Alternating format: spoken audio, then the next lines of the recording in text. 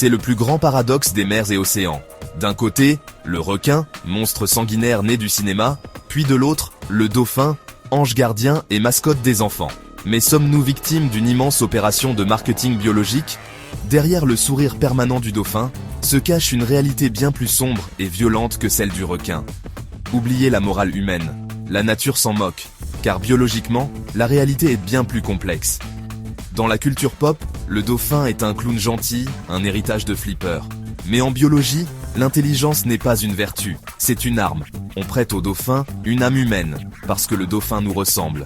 Oui, le dauphin est social, mammifère et joueur. Pourtant, là où le requin est un solitaire neutre, le dauphin vit dans des sociétés complexes. Qui dit société, dit jeu de pouvoir, frustration et violence. Le dauphin n'est pas un ange. C'est un prédateur social de 200 kilos doté d'un cerveau de génie. Ce que nous nommons cruauté est une réalité biologique. La violence gratuite, des mâles massacrent des marsouins par simple jeu ou frustration. L'infanticide. Les dauphins tuent les petits de leurs rivaux pour forcer la fertilité des femelles. L'intelligence du dauphin n'est pas une vertu, c'est un outil de domination. Le sujet qui fâche, la coercition, car chez le dauphin, le sexe est un outil de hiérarchie.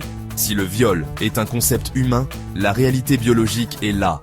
Des alliances de mâles isolent et harcèlent les femelles pendant des jours. Ce n'est pas une légende, c'est de l'éthologie.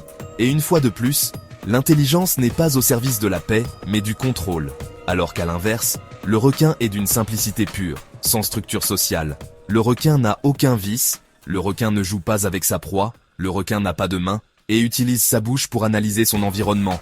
Si le requin mord un homme, c'est une erreur mécanique, et dès que le requin réalise que l'homme n'est ni un phoque, ni une tortue, le requin repart. C'est un prédateur honnête, le requin mange ou il s'en va, sans jamais chercher à terroriser. En réalité, le requin est un gardien neutre d'un équilibre maritime millénaire. Alors, pourquoi tout pardonner au dauphin? À cause d'un biais émotionnel, le sourire du dauphin n'est qu'une illusion anatomique.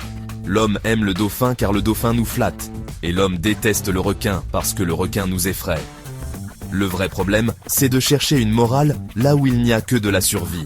Le requin n'est pas un monstre, le dauphin n'est pas un saint, et la beauté n'est jamais un gage de bonté. La nature n'est ni gentille ni méchante. La nature est indifférente.